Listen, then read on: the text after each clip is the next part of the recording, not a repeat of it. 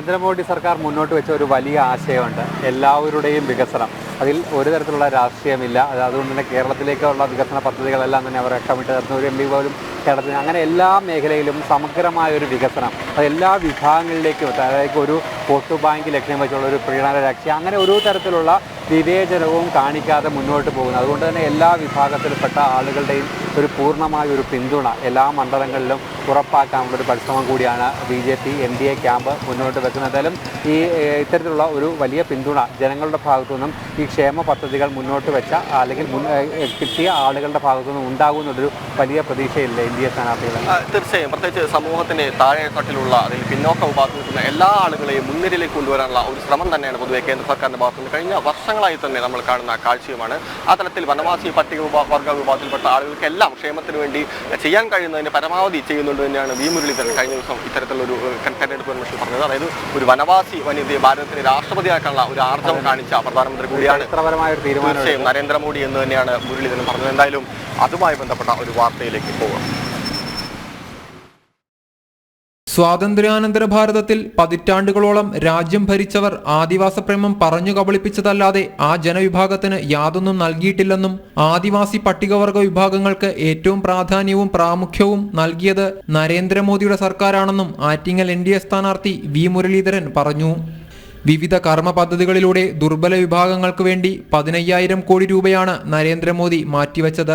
ആദിവാസി വനിതയെ ഭാരതത്തിന്റെ രാഷ്ട്രപതിയാക്കിയതിലൂടെ ലോകത്തിനു മുന്നിൽ ഭാരതം മാതൃക കാട്ടിയെന്നും V. മുരളീധരൻ കൂട്ടിച്ചേർത്തു. തിരുവനന്തപുരം വിതുരയിൽ പട്ടികവർഗ മോർച്ച തെരഞ്ഞെടുപ്പ് കൺവെൻഷൻ ഉദ്ഘാടനം ചെയ്ത് സംസാരിക്കുകയായിരുന്നു അദ്ദേഹം. ഇന്ത്യയുടെ ചരിത്രത്തിൽ ഇന്ന് വരെ ഒരു ആദിവാസി വനിത, ആദിവാസി വിഭാഗത്തിൽപ്പെടുന്ന ഒരാൾ, അതും പ്രത്യേകിച്ച് വനിത, അങ്ങനെ ഒരാൾ ഇന്ത്യയുടെ രാഷ്ട്രപതി സ്ഥാനത്തെത്തിയിട്ടില്ല.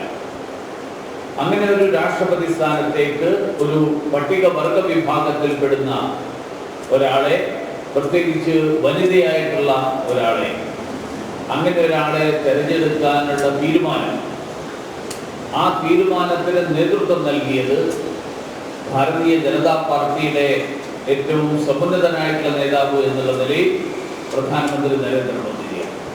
കേരള സർക്കാരും ആദിവാസി പട്ടികവർഗ വിഭാഗത്തെ അവഗണിക്കുന്ന നിലപാടാണ് സ്വീകരിച്ചത്. ഗിരിവർഗ പട്ടികവർഗ ഊരുകളിലെ ഭൗതിക സാഹചര്യം വർദ്ധിപ്പിക്കുന്ന കാര്യത്തിലും ജീവിത സാഹചര്യം ഉയർത്തുന്ന കാര്യത്തിലും വിദ്യാർത്ഥികൾക്ക് നൽകേണ്ട സാമ്പത്തിക സഹായങ്ങളിലടക്കം കേരള സർക്കാർ തികഞ്ഞ അനാസ്ഥ കാട്ടിയെന്നും V. മുരളീധരൻ ആരോപിച്ചു.